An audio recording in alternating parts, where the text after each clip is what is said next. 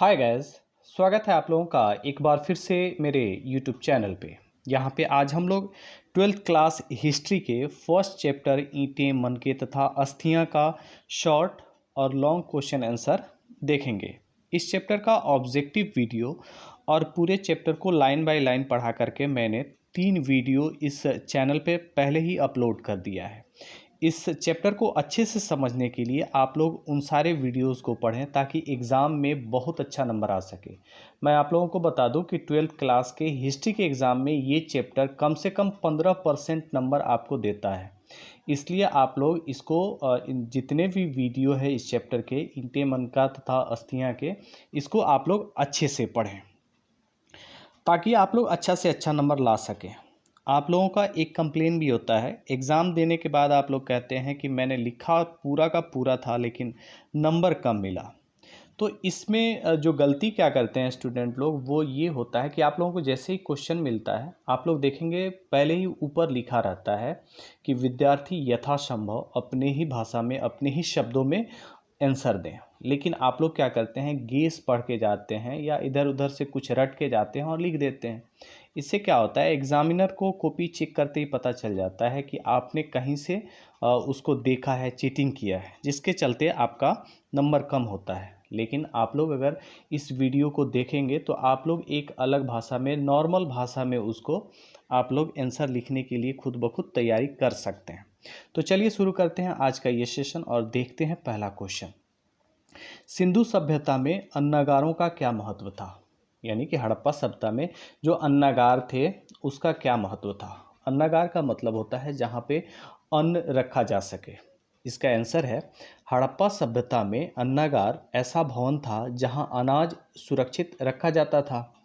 यह अनाज प्रशासन के द्वारा वसूले गए कर के रूप में आता था।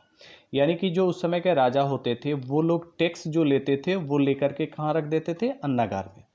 या किसानों के उपयोग से अतिरिक्त अनाज भी इसमें रखा जाता था। किसान जो खेती किसानी करते थे उनके पास जो अनाज अतिरिक्त हो जाता था, खाने पीने के अलावा जो सामान की खरीदारी वगैरह करने के बाद जो अनाज उनके पास बच जाता था वो लोग ले जा कर के अन्नागार में रख देते थे, जो बुरे समय जैसे अकाल, सुखाड़, बाढ़ आने पर काम आ सके।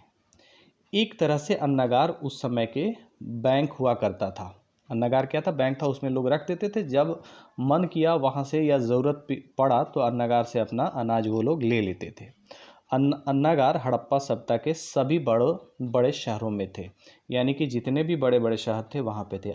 एक क्वेश्चन और आता है इसमें, छोटा सा और देख लीजिएगा आप लोग कि अन्नागार कहाँ होता, तो वो गढ़ी में होता था, दुर्ग या गढ़ी में होता था। चलिए नेक्स्ट क्वेश्चन हम लोग 2 देखते हैं। मोहनजोदड़ो के विशाल स्नानागार के विषय में आप क्या जानते हैं? इसका आंसर देखते हैं। मोहनजोदड़ो में उत्खनन से प्राप्त महत्वपूर्ण भवनों में से एक भवन स्नानागार है। जब मोहनजोदड़ो का उत्खनन हुआ, खुदाई हुआ, तो बहुत सारा वहाँ से महत्वपूर्ण भवन मिला, जिसमें से स्नानागार भी एक है। यह एक जलाशय था, छोटे तालाब के जैसे। आप लोग जैसे आजकल स्विमिंग पूल देखते हैं वैसे ही था ये स्नानागार।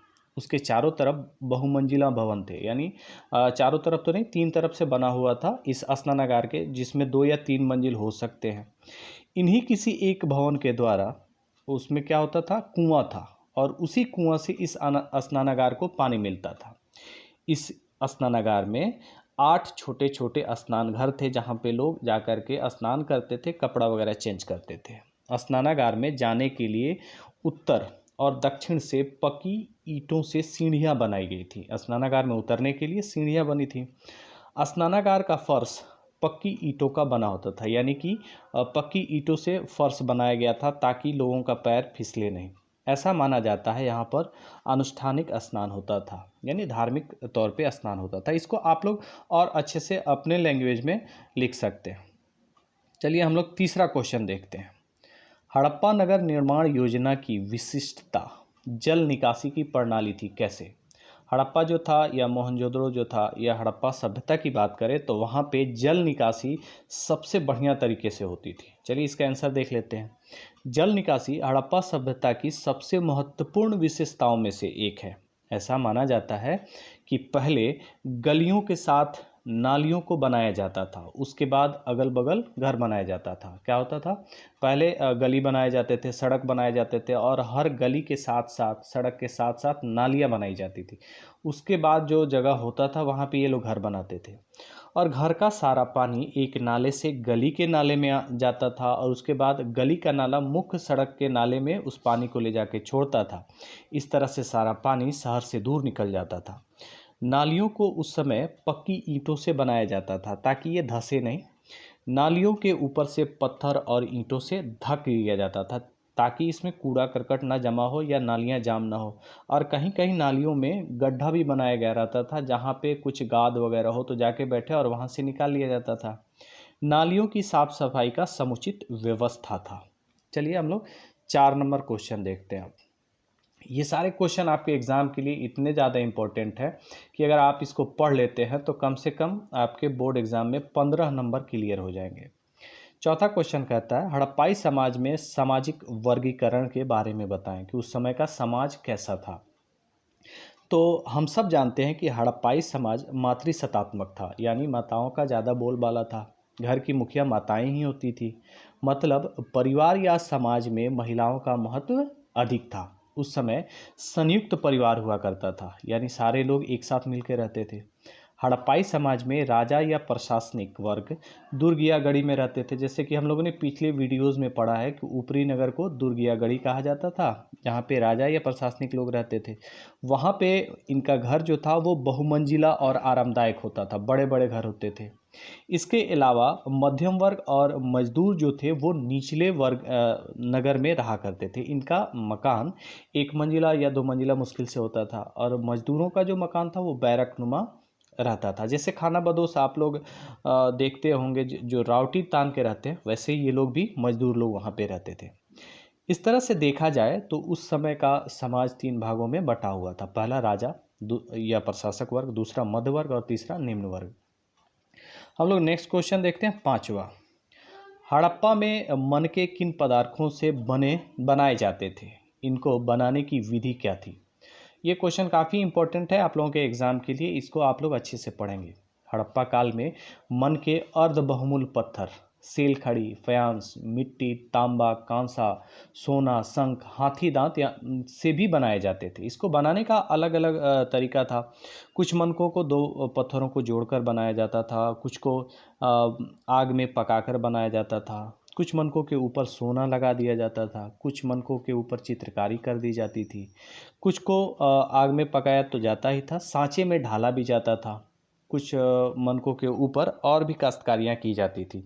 मनके उस समय आभूषण थे, आभूषण के तौर पे उनको यूज किया जाता था। नेक्स्ट क्वेश्चन हमने छठा इसमें देखना है, हड़प्पाई लिपि के विषय में बताएं कि हड़प्पाई लिपि कैसा था। तो हड़प्पाई लिपि जैसे हम सब जानते हैं कि अभी तक हमारे लिए अबुझ पहेली बनी हुई है। बहुत कोशिशों के बाद भी आज तक हम इसे न समझ सके हैं न पढ़ सके हैं। जैसे अगर हम इसको समझ सकते या पढ़ सकते तो बहुत सारी हड़प्पाई सभ्यता से पर्दा उठता। ये लिपि दाएं से बाएं तरफ लिखी जाती है, दाएं से बाएं तरफ लिखी जाती है। इसमें 375 से लेकर के 400 अक्षर थे। यह लिपि अक्षर सूचक और सांकेतिक लिपि भी थी। इसके माध्यम से निरक्षर लोगों को समझाने की कोशिश की गई थी। चलिए, ये शॉर्ट क्वेश्चन था, आप लोग इसको अच्छे से पढ़ेंगे। इसमें से 1-2 क्वेश्चन आपके एग्जाम में रहेगा ही रहेगा। चलिए हम लोग दीर्घ उत्तरीय क्वेश्चन देखते हैं। कहता है, हड़प्पा सभ्यता के विस्तार एवं तिथि पर एक टिप्पणी लिखें। यानी कि हड़प्पा सभ्यता जो था कहाँ कहाँ फैला हुआ था और इसकी उत्पत्ति कब हुई थी, इसको देखना है। हड़प्पा सभ्यता विश्व की प्राचीनतम सभ्यताओं में से एक है। यह मेसोपोटामिया की सभ्यता की समकालीन थी ये सभ्यता, यानी कि सुमेर वालों के समकालीन थी ये सभ्यता। हड़प्पा सभ्यता ताम्र पाषाण या कांस्य युग की सभ्यता थी। ताम्र पाषाण आप लोग समझ चुके होंगे, वीडियो में मैंने बताया था, जब तांबा और पत्थर का लोग यूज करते थे। जैसे कि हम सब जानते हैं यह एक नगरीय सभ्यता थी। इसे भारत का प्रथम नगरीकरण भी कहा जाता है। क्वेश्चन अक्सर ऑब्जेक्टिव यह आता है कि भारत का प्रथम नगरीकरण किसे कहा जाता है, तो आप लोग देख लीजिएगा, हड़प्पा होता है। इसका विस्तार त्रिभुजाकार क्षेत्र में देखा जाता है, यानी कि यह त्रिभुजाकार क्षेत्र में बसा हुआ था। प्राप्त स्थलों को देखा जाए तो यह भारत, पाकिस्तान और अफगानिस्तान में फैला हुआ था। हड़प्पा सभ्यता की पश्चिमी सीमा सुतक गेंडोर या सुतका गेंडोर जो बलूचिस्तान पाकिस्तान में है। पश्चिमी सीमा कहाँ है? सुतका गेंडोर। पूर्वी सीमा आलमगीरपुर जो मेरठ यूपी में है। वहीं उत्तरी सीमा जम्मू कश्मीर और दक्षिणी सीमा दायमाबाद महाराष्ट्र में है। यह सभ्यता लाखों वर्ग किलोमीटर में बसा हुआ था, फैला हुआ था। चलिए आगे बढ़ते हैं और देखते हैं इसकी तिथि के बारे में। इस सभ्यता की तिथि पर अगर अलग अलग विद्वानों का अलग अलग राय है, क्योंकि कोई लिखित साक्ष्य मिला नहीं है तो सबने अपने अपने हिसाब से इसके बारे में बताने की कोशिश की है। इस सभ्यता के काल को हम 3 चरणों में बांट सकते हैं। विकसित सभ्यता, जिस समय हड़प्पा पूरी तरह नगरीकरण हो चुका था। दूसरा है पूर्व विकसित, यानी विकसित होने से पहले की सभ्यता। और तीसरा है उत्तर विकसित सभ्यता, यानी कि जब विकसित हो चुका था और उसके बाद की सभ्यता। पूर्व विकसित सभ्यता को 3500 ईस्वी से और उसके पहले माना जाता है कि पूर्व विकसित सभ्यता जो है 3500 ईस्वी पूर्व से पहले ही था। उत्तर विकसित सभ्यता जो 1900 ईस्वी पूर्व से लेकर के 1200 ईस्वी पूर्व तक माना गया है कि यह जो विकसित हड़प्पा सभ्यता था उसके बाद का ये टाइम है जब यहाँ पर देहातीपन ने अपना जगह ले लिया था। सभ्यता के विकसित काल के बारे में विद्वानों ने अपनी अपनी राय रखी है। अलग अलग विद्वानों ने कहा है। कुछ विद्वानों का कहना है कि विकसित सभ्यता 3250 से 2750 ईस्वी पूर्व, यहाँ 3250 ईस्वी पूर्व से लेकर के 2750 ईस्वी पूर्व के मध्य माना गया है। मार्टिमर व्हीलर ने सभ्यता के विकास के काल को, यानी विकसित हड़प्पा सभ्यता को उन्होंने कहा है 2500 ईस्वी पूर्व से लेकर के 1500 ईस्वी पूर्व माना है। आधुनिक अनुसंधानों के आधार पे इसका काल 2600 ईस्वी पूर्व से लेकर के 1900 ईस्वी पूर्व तक माना गया है। तो आप लोग 2600 ईस्वी पूर्व से 1900 ईस्वी पूर्व इस विकसित हड़प्पा के काल को मानेंगे, यानी कि विकसित हड़प्पा काल 2600 ईस्वी पूर्व से लेकर के 1900 ईस्वी पूर्व तक था। इसके बाद वाला जो हड़प्पा सभ्यता था धीरे धीरे देहाती संस्कृति की तरफ बढ़ गया था। चलिए अगला क्वेश्चन हम लोग देखते हैं। दूसरा, हड़प्पा सभ्यता की उत्पत्ति के प्रश्न का परीक्षण करें कि हड़प्पा सभ्यता असल में कैसे ये फला फूला, कैसे यहाँ पे आगे बढ़ा था। चलिए हम लोग आंसर देखते हैं। हड़प्पा सभ्यता जो भारत की प्रथम नगरीय सभ्यता थी, हड़प्पा सभ्यता से हम लोगों का परिचय हड़प्पा सभ्यता से हम लोगों का पहला परिचय सर जॉन मार्शल ने 1924 में करवाया था। उन्होंने सामने आकर के लोगों को बताया था कि यहाँ पे एक हड़प्पा सभ्यता पहले हुआ करता था, उत्खनन के बाद हमें ये चीज़ मिला है। तो ये भी क्वेश्चन आ सकता है कि पहली बार परिचय किसने करवाया और कब करवाया था। हड़प्पा सभ्यता की उत्पत्ति की बात अगर की जाए तो इस पर कोई एक राय अभी तक नहीं बन पाया है, और इसका कारण यह है कि लिखित साक्ष्य नहीं है। इसका सबसे बड़ा कारण लिखित साक्ष्यों का न होना माना जाता है, क्योंकि उस समय सारे पुरातात्विक साक्ष्य मिले थे और पुरातात्विक साक्ष्यों पर 100% हम दावा नहीं कर सकते कि यही बात है ही है। उसमें एक अंदाज़ा लगाया जाता है। इसके बारे में विद्वानों ने अपना मत कुछ इस प्रकार रखा है। पहला है, कुछ लोगों ने ये कहा कि हड़प्पा सभ्यता के संस्थापक दृढ़वीर थे, क्योंकि हड़प्पाई लिपि और धार्मिक मान्यताएं लगभग दृढ़वीर सभ्यता के साथ मिलती जुलती है। दूसरा है कि कुछ विद्वानों ने ऐसा कहा था कि वैदिक सभ्यता या आर्य सभ्यता की देन है हड़प्पा सभ्यता, क्योंकि आर्य सबसे पहले सप्त सिंधु प्रदेश में ही बसे थे और वहीं पे हड़प्पा सभ्यता की बहुत सारी शहरें शुरुआत में मिली थी, लेकिन इस पे लोगों का कम ही विश्वास है। चलिए तीसरा देखते हैं। सरस्वती नदी के आसपास बहुत सारी हड़प्पाई बस्तियां सामने आई थीं, जिसके चलते इसे सरस्वती सभ्यता भी कहा गया, लेकिन इसमें भी ज़्यादा दम नहीं था। चौथा कह रहा है, मार्टिमर व्हीलर ने कहा कि यह सभ्यता मेसोपोटामिया की सभ्यता के प्रभाव के चलते बसा। इन्होंने क्या कहा कि सुमेर वाले लोग इधर आए होंगे और वही लोग ये सभ्यता बसा है, लेकिन ऐसा कुछ क्लियर नहीं पता चलता है। पांचवा कह रहा है, कुछ विद्वानों का यह मानना है कि ये सभ्यता ईरान बलूचिस्तान के ग्राम संस्कृति का देन है, कि वहाँ के लोग आए होंगे, इधर बसे होंगे। वैसे ही राजस्थान के नागेश्वर और सोथी सभ्यता को भी हड़प्पा सभ्यता की उत्पत्ति का कारण माना जाता है, कि यहीं के लोग आकर के इसको बसाए होंगे। हम सब ये भी जानते हैं कि हड़प्पा सभ्यता की शुरुआती स्थल सिंधु नदी के आसपास प्रकाश में आया था। लेकिन अभी भी किसी परिणाम तक हम नहीं पहुंच पाए हैं, क्योंकि हड़प्पा सभ्यता की उत्पत्ति कैसे हुई और इसके संस्थापक कौन थे, इस पे आम राय बनी नहीं है। जब तक हम इसके लिपि को, इस समय लिखी गई बातों को नहीं समझ लेते हैं, तब तक क्लियर कुछ कहा नहीं जा सकता। चलिए नेक्स्ट क्वेश्चन देखते हैं हम लोग। तीसरा क्वेश्चन कहता है, मोहनजोदड़ो के नगर निर्माण योजना की प्रमुख विशेषताओं का उल्लेख करें। कि यहाँ का नगर कैसे बना हुआ था, कैसे दिखता था। चलिए आंसर देखते हैं। हड़प्पा सभ्यता एक नगरीय सभ्यता थी। बार बार मैं इस चीज़ को बता रहा हूँ। इस सभ्यता के अधिकतर नगर किसी न किसी नदी के नज़दीक बसे हुए थे। नदी के नज़दीक होने से बहुत सारे फायदे थे, व्यापार वगैरह से, पानी वगैरह मिल जाने से, या मिट्टी उपजाऊ होती थी। हड़प्पा सभ्यता की सबसे प्रमुख विशेषता यहाँ का नगर निर्माण था। हड़प्पाई शहर एक दूसरे से काफ़ी दूर बसे हुए थे, फिर भी इन सारे शहरों में काफ़ी एकरूपता देखने को मिलती, बिल्कुल एक जैसे होते थे। सभी नगरों का निर्माण सुनिश्चित योजना के अनुसार किया गया था। एक योजना के अनुसार सबको घर बसाया गया, या जो नगर पूरा था वो। सभी नगरों में भवन निर्माण में एक माप की ईंटों का प्रयोग किया गया। यानी ये लोग जो घर बनवाते थे उसमें एक ही नाप का ईंटा लगाते थे, देखा गया है चारों तरफ। ये ईंटें आग में पकाई और धूप में सुखाई गई दोनों तरह की होती थी। बहुमंजिला इमारतें में ये लोग पकी हुई ईंटें लगाते थे, और एक मंजिला या बैरक नुमा जो बनाते थे उसमें आग में भी धूप में सुखाई गई भी ईंटें लगा देते थे। इस सभ्यता में सड़क, गली और नालियों का विशेष ध्यान दिया गया था। हमने ऑब्जेक्टिव में इन सारी चीज़ों को पढ़ा है। चलिए इसमें भी देखते हैं। मोहनजोदड़ो के नज़र से अगर देखा जाए तो नगर निर्माण का सबसे महत्वपूर्ण बातें कुछ इस प्रकार हैं। देखते हैं। पहला, 2 स्तरीय नगर। हड़प्पा सभ्यता के सभी नगरों के साथ मोहनजोदड़ो भी 2 स्तरीय भागों में बटा हुआ था। जैसे कि आप सब जानते हैं कि एक था दुर्ग और दूसरा था निम्न नगर। दुर्ग जो था निम्न नगर पे एक ईंटों के चबूतरों पे बनाया जाता था। एक छोटा जो ऊंचाई पे बसा था, इसे दुर्ग या गढ़ी कहते थे। इसे हम पश्चिमी नगर के नाम से भी जानते हैं। ये क्वेश्चन बार बार आ जाता है। दूसरा जो निचला नगर था, लेकिन यह अपेक्षाकृत अधिक क्षेत्रफल वाला था, यानी बहुत दूर में बसा हुआ था, इसे पूर्वी नगर के नाम से भी जाना जाता है। दुर्ग का निर्माण कच्ची ईंटों के चबूतरों पर किया गया था। दुर्ग के चारों ओर से किलाबंदी कर निचले नगर से अलग कर दिया जाता था। लेकिन इसका मतलब है कि दुर्ग का घेराबंदी कर दिया जाता था। चलिए हम लोग दूसरा पॉइंट देखते हैं। विशाल स्नानागार।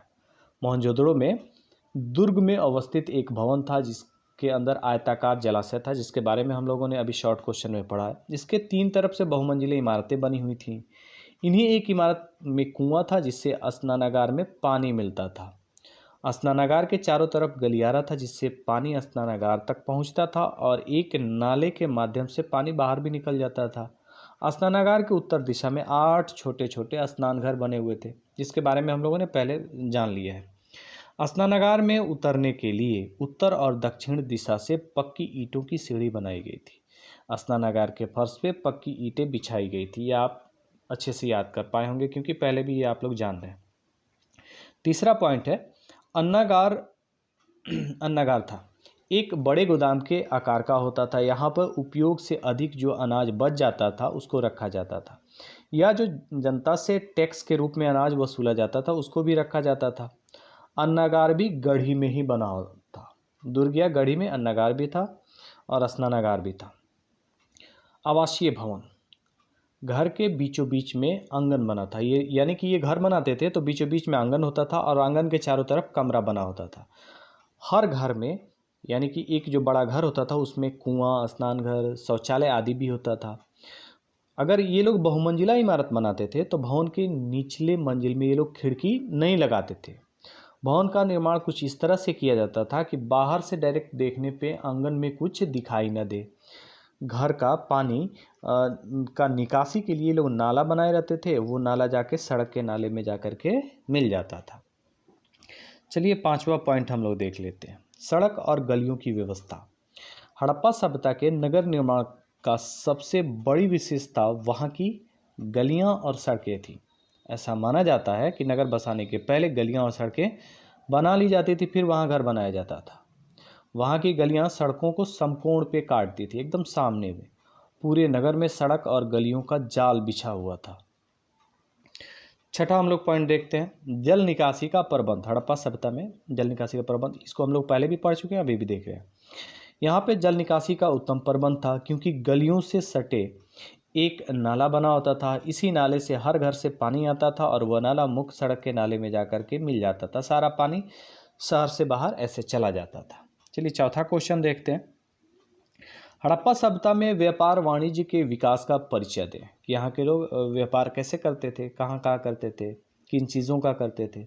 आंसर देखते हैं, हड़प्पा सभ्यता एक विकसित और नगरीय सभ्यता थी। इस सभ्यता के विकास, खुशहाली और संपन्नता के पीछे व्यापार वाणिज्य का बहुत बड़ा योगदान था। कहीं किसी भी जगह का अगर व्यापारी बहुत अच्छा व्यापार कर रहा है, उसको पैसे मिल रहे हैं, सामान बिक रहा है, तो वो जगह खुशहाल होता है।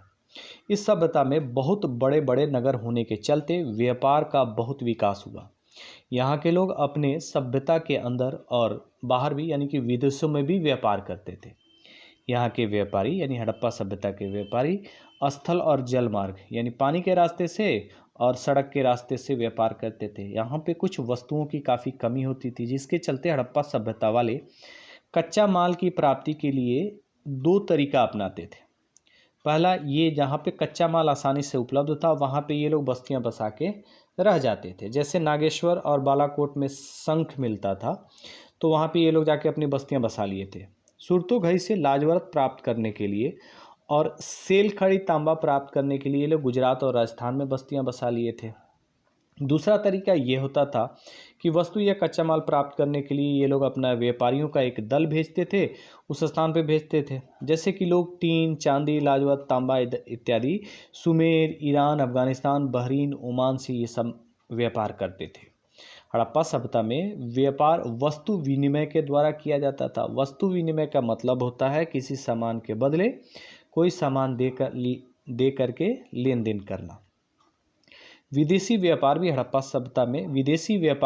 सभ्यता में आकर सामान खरीद कर ले जाते थे। विदेशी व्यापारी हड़प्पा को मेलुआ भी कहा करते थे। मेलुआ का मतलब आप सब जानते हैं, नाविकों का देश।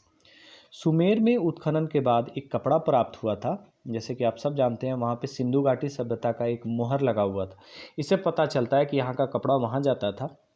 वैसे ही सिंधु घाटी सभ्यता में यानी कि हड़प्पा सभ्यता में बहुत सारी सुमेरी वस्तुएं भी उत्खनन के दौरान पाई गई। इससे साफ पता चलता है हड़प्पा वाले सुमेर से और सुमेर वाले हड़प्पा से आपस में व्यापार करते थे।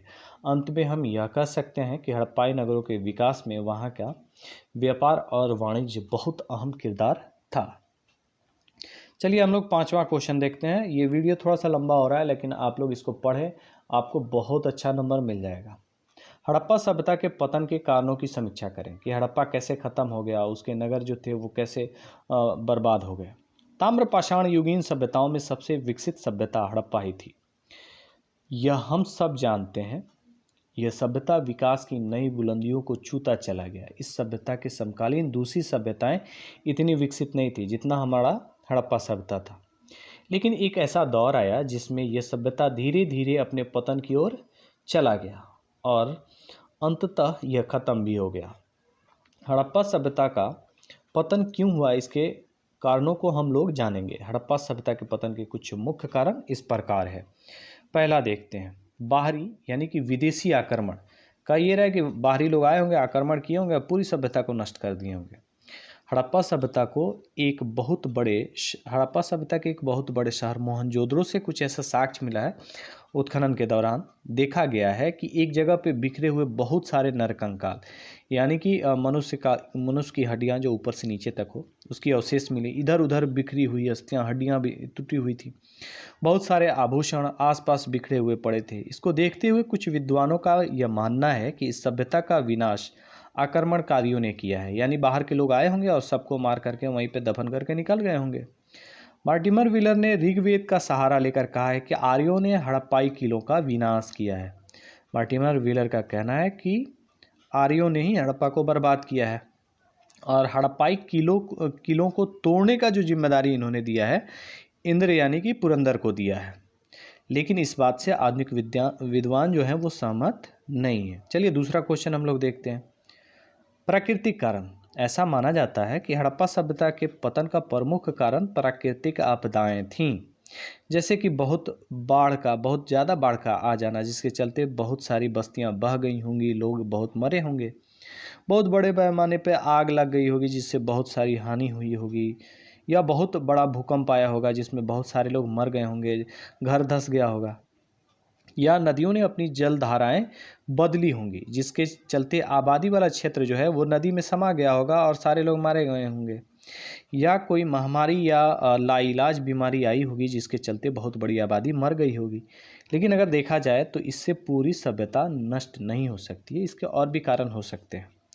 चलिए तीसरा कारण हम लोग देखते हैं, आर्थिक कारण। इस सभ्यता के पतन का सबसे बड़ा कारण आर्थिक कारण था। यहाँ पर कृषि उत्पादन में कमी आई थी, उद्योग धंधे और व्यापार में काफ़ी कमी दिखाई देने लगी थी। क्या हुआ था कि हड़प्पा जो विकसित था, अब यहाँ के लोग कृषि उस तरह से नहीं करते थे, या व्यापार में कमी आई थी जिसके चलते पैसा इनका कम हुआ और इनकी जो लिमिट थी वो धीरे धीरे ख़त्म होने जा रही थी, क्योंकि सभ्यता अब अपने अंतिम ओर बढ़ रही थी। तो यहाँ पर गलत राजनीति के चलते व्यापार काफ़ी कम होता चला गया। इस सभ्यता की जो रीढ़ कहा जाता था वो विदेशी और आंतरिक व्यापार था, जो कि नष्ट हो चुका था। व्यापार नष्ट होने के चलते यह सभ्यता अपने पतन की ओर बढ़ी होगी, ऐसा माना जाता है। चौथा कारण हम लोग पढ़ लेते हैं, प्रशासन का कमज़ोर होना। हड़प्पा सभ्यता जैसे जैसे अपने अंत की ओर जा रहा था, वहाँ का प्रशासन काफ़ी ढीला और कमज़ोर होता चला गया, जिसके चलते वहाँ पर काफ़ी ज़्यादा नुकसान उठाना पड़ा था। हड़प्पा सभ्यता की प्रमुख नगरीकरण थी जिसमें कमी आई। हड़प्पा सभ्यता की जो प्रमुखता थी वो नगरीकरण थी, अब धीरे धीरे उसमें कमी आई और धीरे धीरे शहरीपन के जगह देहातीपन की ओर यह लोग बढ़ने लगे थे, जिसके चलते ये सभ्यता ख़त्म भी हो गया था। चलिए हम लोग देखते हैं छठा क्वेश्चन। ये क्वेश्चन आप लोगों के लिए इम्पोर्टेंट है, पिछला क्वेश्चन भी आप लोगों के लिए काफ़ी ज़्यादा इम्पोर्टेंट है। हड़प्पा सभ्यता के प्रमुख देवताओं और धार्मिक प्रथाओं का विवेचना करें कि उस समय किन किन देवताओं की पूजा होती थी और धर्म में ये लोग कैसे मानते थे। ऐसा माना जाता है कि हड़प्पा सभ्यता वाले प्राकृतिक शक्तियों की पूजा करते थे, साथ ही साथ यह बहुदेववादी थे, यानी बहुत सारे भगवानों को ये लोग मानते थे। यह प्राकृतिक शक्तियों में आग, वृक्ष, जल और विभिन्न प्रकार की पशुओं की पूजा करते थे, जो आजकल भी देखने को मिलता है। इसका जानकारी हमें उत्खनन के बाद प्राप्त हुए मोहरों और पुरातात्विक साक्ष्यों से पता चलता है। जैसे कि हम सब जानते हैं, हड़प्पा सभ्यता मातृसत्तात्मक था, जिसके चलते यहाँ के धार्मिक मान्यताओं में भी देवियों का ज़्यादा महत्व सामने आया है। देखते हैं पहला ऑप्शन, पहला पॉइंट देखते हैं, मातृ देवी की पूजा। यहाँ पे जो सबसे बड़ी देवी थी उनका नाम था मातृ देवी। हड़प्पा सभ्यता में सबसे ज़्यादा पूजा मातृ देवी की होती थी। इस सभ्यता के अनेक स्थलों से उत्खनन के बाद बहुत सारी मिट्टी से बनी स्त्रियों की मूर्ति प्राप्त हुई। ऐसा माना जाता है कि यह सारी मूर्तियाँ किसकी थी? मातृ देवी की थी। मातृ देवी की पूजा अनेक प्रकार से की जाती है। इनकी पूजा माता के रूप में, उर्वरा शक्ति के प्रतीक के रूप में, पशु पक्षियों की देवी के रूप में भी की जाती है। कुल मिलाकर यह कहा जा सकता है कि नील नदी की देवी जो थी, जिनका नाम इसिस था, उनका जो महत्व मिस्र की सभ्यता में था, वही महत्व मातृ देवी की हड़प्पा सभ्यता में थी। चलिए हम लोग दूसरा पॉइंट देखते हैं, पशुपति या आद्य शिव की पूजा। हड़प्पा सभ्यता में पुरुष देवता में सबसे अधिक जो महत्व था वो था पशुपति या आद्य शिव की। कुछ मोहरों में ऐसा देखा गया है कि एक योगी पालथी मार के बैठे हुए हैं, उनके चारों तरफ 4 जानवर खड़े हैं। योगी खुद जो थे उनके 2 सींग और 3 मुंह वाले थे। उनके चारों तरफ हाथी, गेंडा, बाघ और भैंस था। ऐसा माना जाता है कि चारों तरफ देवता के वाहन यानी सवारी थे। ये चारों जो जानवर थे इनके सवारी थे। इस मूर्ति को योगेश्वर या पशुपति महादेव माना जाता है। हड़प्पा सभ्यता वाले प्रजनन शक्ति की भी पूजा करते हैं, क्योंकि वहाँ पे शिवलिंग भी देखा गया था, जो कि शिव पूजा से संबंध माना गया है। यहाँ पर भगवान शिव की पूजा अनेक रूपों में की जाती थी, ऐसा साक्ष्य मिला है, जैसे कि मोहरों वगैरह में देखने को मिला है। चलिए हम लोग तीसरा पॉइंट देखते हैं, वृक्ष पूजा, पशु एवं नाग पूजा। हड़प्पा सभ्यता वाले वृक्ष की पूजा करते थे। एक मोहर में ऐसा दिखलाया गया है कि एक देवता पीपल के 2 डालों के बीच में बैठे हुए हैं और उस पीपल के नीचे 7 स्त्रियां खड़ा होकर के आराधना यानी पूजा उनकी कर रही हैं। वहीं पे एक ऐसा जानवर है जो बैल और बकरी से मिलता जुलता है। ठीक है, यह पीपल देवता का सवारी ऐसा माना जाता है। और जो देवता ऊपर थे उन्हें हम लोग पीपल देवता मानते हैं। उत्खनन के दौरान बहुत सारी मोहरें मिली हैं, जिससे पता चलता है कि यहाँ पर लोग सांप की भी पूजा करते थे और सांप देवता की सवारी भी था, ऐसा माना जाता है। उस समय एक कुबड़ वाला सांड था और एक सींग वाले जानवर की भी पूजा की जाती है, जिसे एक सिंगा कहा जाता है। चलिए लास्ट पॉइंट देखते हैं आज का। हड़प्पा सभ्यता में जल पूजा भी प्रचलित थी। जैसे कि आप सब जानते हैं, धार्मिक स्नान के लिए मोहनजोदड़ो में विशाल स्नानागार था, यहाँ पे अनुष्ठानिक नहान होती थी। इसके साथ ही अगर यहाँ पर देखा जाए तो मंदिर और पुरोहितों का कोई साक्ष्य प्रमाण इन मोहरों या उत्खनन से मिले वस्तुओं से नहीं होता है। तो इसी सारे पॉइंट्स के साथ और क्वेश्चन के साथ आज का ये सेशन समाप्त होता है। अगर आप लोग इन सबको अच्छे से पढ़ लेते हैं तो एग्ज़ाम में बहुत अच्छा नंबर आएगा। जाने से पहले मैं आप लोगों से रिक्वेस्ट करूंगा कि मेरे वीडियो को लाइक करें, शेयर करें और मेरे चैनल को सब्सक्राइब कर दें। हम लोग मिलते हैं एक नेक्स्ट वीडियो में, तब तक के लिए थैंक यू।